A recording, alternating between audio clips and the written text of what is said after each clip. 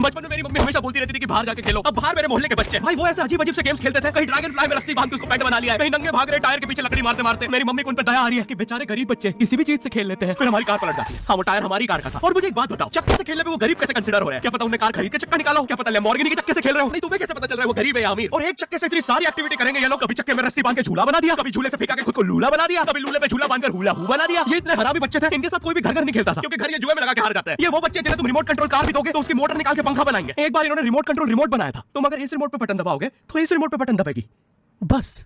ये लोग मकर संक्रांति के दिन पतंग भी लूटते थे दुकानों से। पतंग से याद है, मैं बचपन में अपने दोस्त जनक के साथ बहुत पतंग उड़ाता था। जनक गुजराती था और गुजराती लोग तो बहुत बड़े पतंगबाज होते हैं। वो लोग गला काटने के बाद भी काहे पहुंचे चिल्लाते हैं। जनक मेरे घर पे इतना बड़ा गिर्रा लेके आता था पतंग उड़ाने। उसमें पता नहीं कितने हजार किलोमीटर का मांझा लपटा होता था। हम दोनों का सपना था उस गिर्रे की पूरी ढील देना। एक बार तो गिर्रा खाली होने वाला था, पर वो पतंग आया तो घूम के हमारे पीछे से आ गई। हमने हमारी पतंग काट दी। तो इस बार हमने सोचा पतंग पूरी परपेंडिकुलर उड़ाएंगे, स्ट्रेट स्ट्रेट। हमने 2 घंटे ढील दी, वो मांझे में वेव सिग्नल आने लगे प्राचीन भाषा में। हमें लगा हमने एलियंस ढूंढ लिया, पर फिर धीरे से वो सिग्नल क्लियर हुआ। हमें पता चला हमने कोई नासा का 100 मिलियन का टेलीस्कोप काट दिया।